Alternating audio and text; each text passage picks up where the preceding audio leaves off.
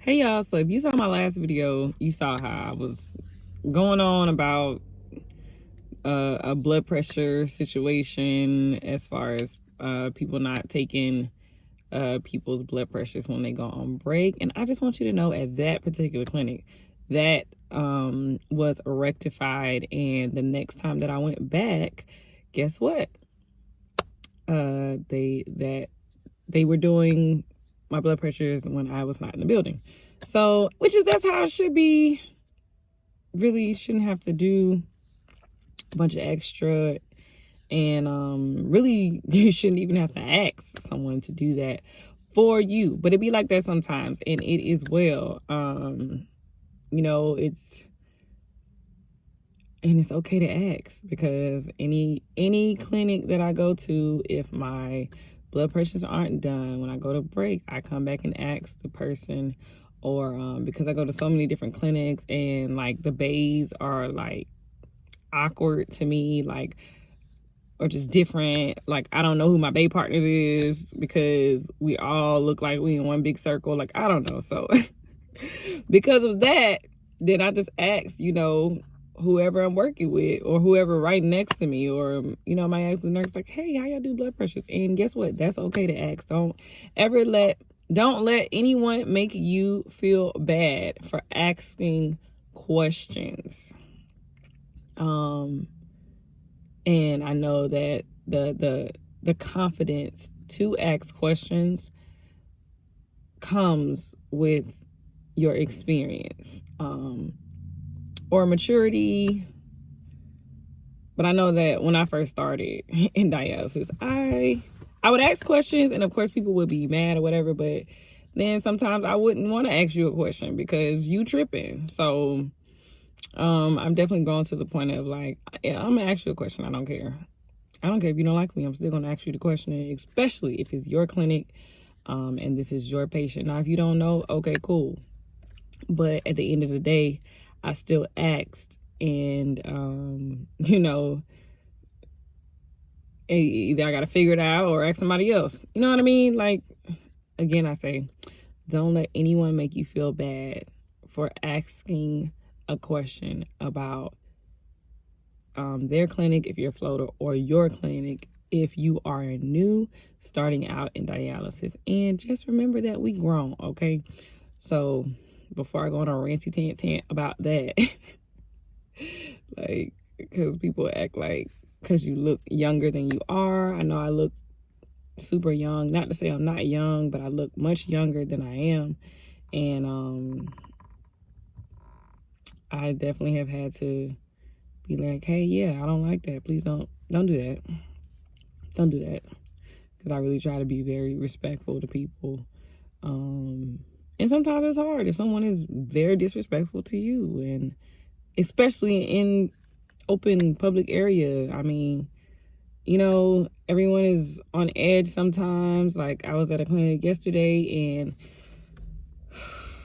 I could tell like the nurse and the tech was on edge because they've been working so much, been opening and closing every time that they work, or working on the same side. I do not like working on the same side or in the same pod like all week long. Like, I cannot. When I had my home clinic, I could not stand it. I'm like, please move me around. I feel like I understand how it works, because organizationally it works.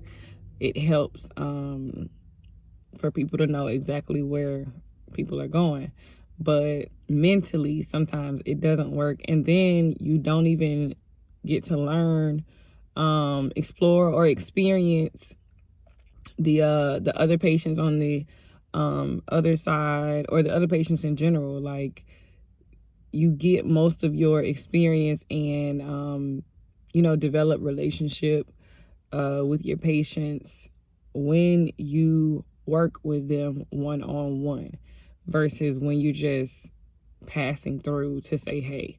It's different. And then they also get to see like, oh, this person really cares for me, because you can say hey to somebody and not care, or they get to see like, oh, this person really, like, they get to see if you're good stick or not. And I do that because, you know, when I go to different clinics and the patient's like, are you a good stick? And I was like, I don't know.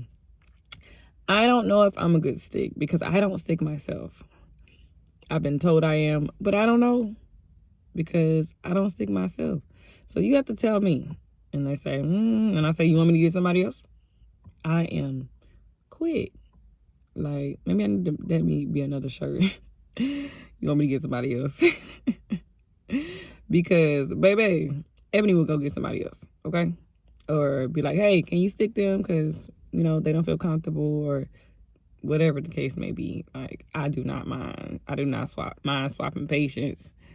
Because at the end of the day, it's their body, it's their arm, it's their life. Depending on how they act or approach, like, you know, because some of them can be disrespectful. That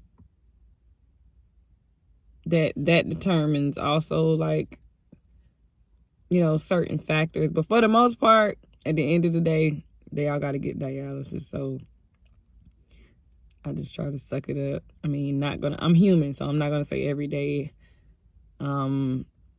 Depending on the clinic and depending on how the patient is. Like, you know, this week one patient got mad at me and she was so, really, she wants to get off before somebody else. And I was like, no, I'm not doing that. Like, and so she kept calling the other tech while the other tech is like holding someone's site. And I'm like, no, do not go over there. Like, what? How can you spread yourself? You're not an octopus. It doesn't make sense. Mind you, this tech's been doing this longer than me, but, you know, everybody's different personality-wise and how they, like, manage the patients. This doesn't mean I don't care about the patients, but we are only one. It's more of y'all, more patients than it is staff. So I often will tell a patient if they're doing it, I'm like, listen, just give me a minute. I'll get right with you. It's more of y'all than it is of me. So I'm only one person. Now, it took me a minute to really get that, but I get that now. I got it, okay? I do not try to break my neck or my back. Now, and I keep, like, going back because I'm like, I don't want nobody to take this out of context. So, mind you, if someone's going out, that's a whole nother story. I'm in full sprint. What we need? So, that's different versus you're okay. Like, and another patient, the patient that got here first is getting off first in my pod. So that's what happened. I let them know, hey, I'm going to take such and such off first. Then I'll be right with you. They still did not like that. Fast forward to a couple days after, guess what? And before I left, I let the FA know, and the secretary just happened to be standing there. It's a whole nother story. But anyways, I let the FA know, hey, such and such was mad. They might be giving you a call. She's like, oh, okay, well, they supposed to be calling me anyway. I'm like, all right, cool. So then yesterday I went back to the same clinic, and guess what? Now this same patient, I had someone else treat them because the other day they was like, I don't want this person to take care of me, blah, blah, blah. I'm like, all right, cool. So when they come back, I will respectfully not, I still, like, took care of her. Like, I still managed her goal and stuff like that. Because this patient had to do a sequential, which that'll be another video on sequentials. But, because it's basically where the patient is not pulling fluid off and cleaning at the same time. So you set the machine because you're trying to get fluid off.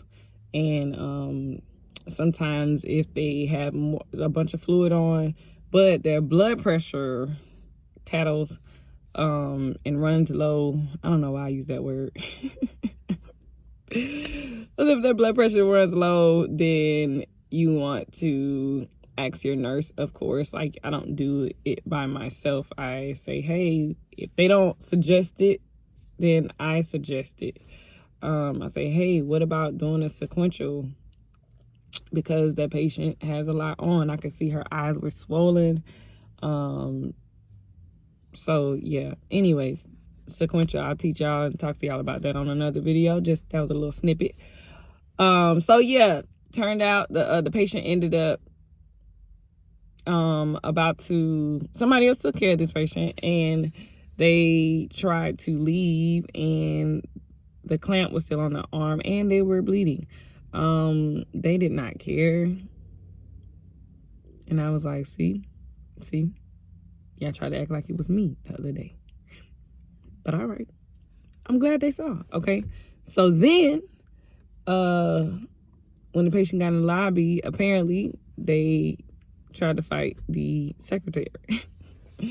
I said, all right, you see, you got to rectify, you got to deal with these things when it happened, and don't just brush it off. But I let them know the day that things were happening with me, and they didn't do anything right away. So hence why I'm a floater. Okay. It's multiple reasons I'm a floater, but that is one of them in the list of reasons why I'm a floater. I mean, I'm a floater because I've been a home tech before. I understand that. I know what that feels like. I've experienced that well enough, long enough, to know also that I like to float around. Like, so shout out to those that's at, that has a permanent clinic, and you work at a permanent clinic and you don't go to other clinics. When I was a home tech, I didn't even see myself until last year when I was floating, but not a floater. I didn't even see myself floating before that. You know what I'm saying? Like, so it took some cultivating a little bit, but once I saw myself, I was like, yes, I'm gonna float. Then here I am. So yeah, say all that to say, be encouraged, and I just want y'all to know that that situation was rectified, and don't be afraid to speak up, speak out. Of course, it's all in how you handle situations, how you speak, so that in the end, you don't end up getting ran over or running someone else over, as far as because bullying can happen real fast, or misunderstandings, especially because it's a bunch of women.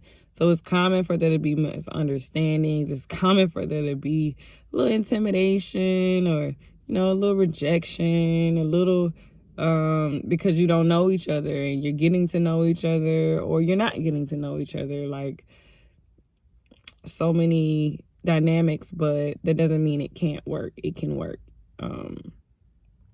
Your clinic and the culture of your clinic, or even cultivating the culture of your clinic, stripping what it was, and building it to be better than what it was. It's all possible. From visiting different clinics, I noticed that, and I noticed that the clinics where, like, okay, they need to make changes, they shift. Now some people don't always like that, but for me, I think I don't mind the change. It makes me adapt. It makes me I'm a detailed person depending on what I'm doing.